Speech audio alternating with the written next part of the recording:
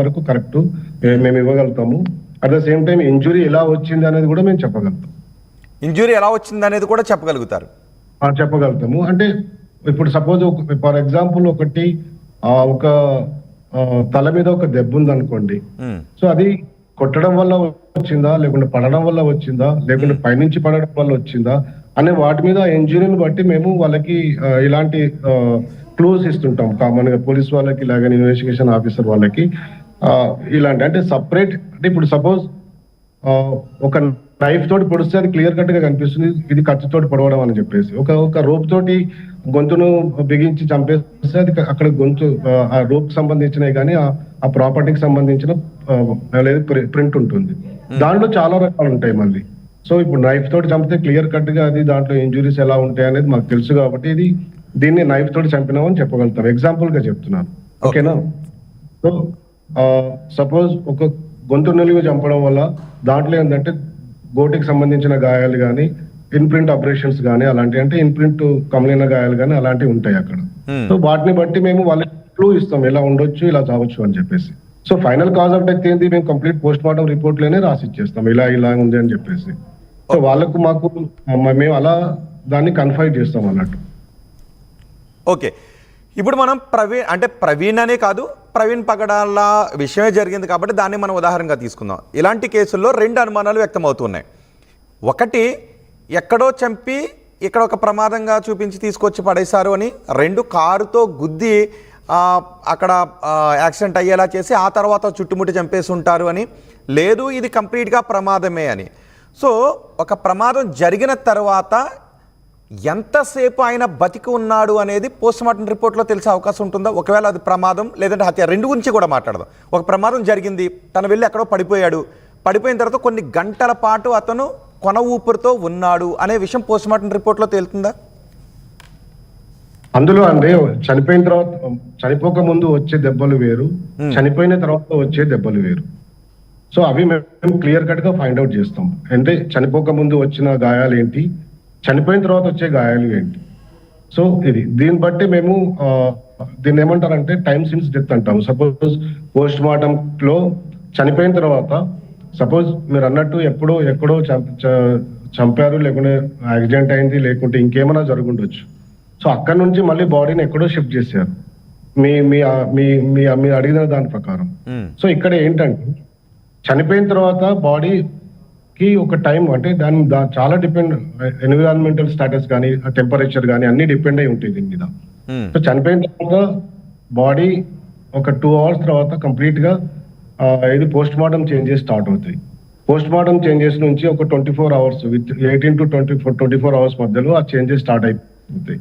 అంటే బాడీ లో గట్టిపడడం కానీ, లేకుంటే కుళ్ళిపోవడం పరిస్థితులు కానీ, ఇలాంటి వాటిని బట్టి, లేకుంటే ఇంకే ఎనీ అదర్ కారణాలు. ఇప్పుడు సపోజ్ 3 సీజన్స్ ఉన్నాయి మనకు, రైనీ సీజను, తర్వాత వింటర్ సీజను, తర్వాత సమ్మర్ సీజను.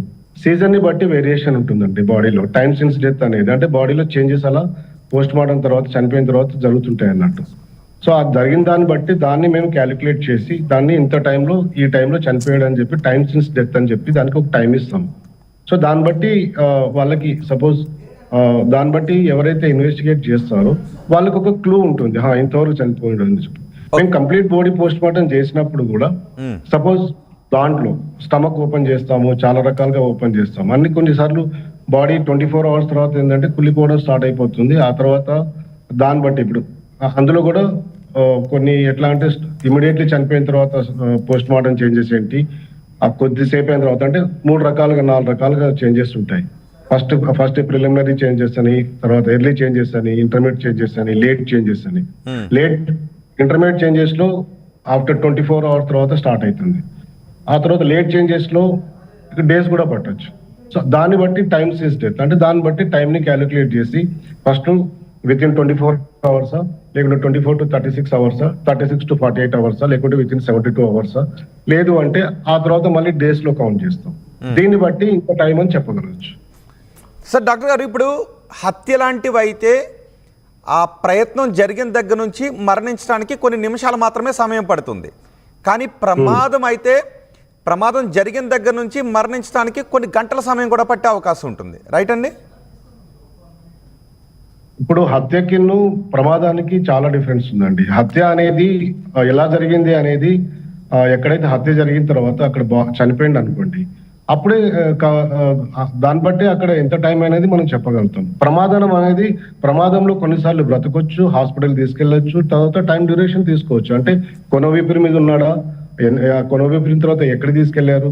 అలాగే హత్యలో కూడా అతను ఒకలిగిట ఎలాంటి అతనికి సహాయాలు ఏమి దొరకకపోతే might be was died there ఇట్ సెల్ఫ్. హత్యలో ఏంటంటే ఓపెన్ గా ఏది మన ప్రమాదం జరిగిన ప్లేస్ లో might be it is on the road or somewhere else.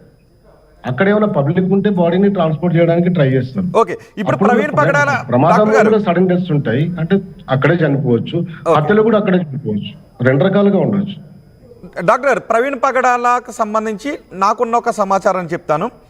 అంటే అక్కడ అది ప్రవీణ్ పగడాల బైకో తెలీదు, కానీ ఆ స్పాట్ ప్రవీణ్ పగడాల అక్కడే ఉన్నారు కాబట్టి ఆయన బైక్ వస్తూ ఉంది, ఒక కారు వెళ్ళింది, ఇదంతా జరిగితే ఒక దుమ్ము కనిపించింది, ఒక డస్ట్, పెద్ద ఎత్తున ఒక డస్ట్ కనిపించింది. మర్నాడు ప్రవీణ్ పగడాల అదే ప్లేస్లో ఉన్నారు కాబట్టి అక్కడ ప్రమాదం జరిగిందని. సో పెద్ద ఎత్తున కొన్ని అడుగుల మేర ఆ డస్ట్ కనిపించింది. ఆ ప్లేస్లోనే ప్రవీణ్ పగడాల మర్నాడు చనిపోయిన స్థితిలో ఉన్నారు. మర్నాడు సుమారు 11 గంటల ఆ సమయానికి ఆయన చనిపోయిన స్థితిలో కనుగొన్నారు. ఈ ప్రమాదం జరిగింది రాత్రి 11 గంటల 47 నిమిషాలకి. సో ఆయన ఊపిరితిత్తుల్లో ఈ డస్ట్ పార్టికల్స్ ఉండేటువంటి అవకాశం ఉంటుందా? అంటే ఎంతసేపు ఆయన ఆ డస్ట్ పీల్చుకునే అవకాశం ఉంటుంది కదా. సో ఆయన ఊపిరితిత్తుల్లో ఆ డస్ట్ పార్టికల్స్ ఉంటే ఎంతసేపు ఆయన అది పీల్చుకుని ఉన్నారు, ఎన్ని గంటల పాటు ఆయన శరీరం అక్కడ బతికుంది అనే దాన్ని నిర్ధారించడానికి అవకాశం ఉంటుందా ఎలాంటి చోట్ల? ఎందుకంటే కాసేపు బ్లీడింగ్ ఎక్కువై ఆయన బైక్ మీద ఉంది కాబట్టి ఒకవేళ ఎవరూ చూడకుండా ఉంటే కొన్ని గంటలు, 4 గంటలు, 3 గంటలు, ఒక 5 గంటల పాటు ఆయన కొన ఊపిరితో ఉన్నారు అదే ప్లేస్లో అని తేల్చడానికి అవకాశం ఉంటుందా?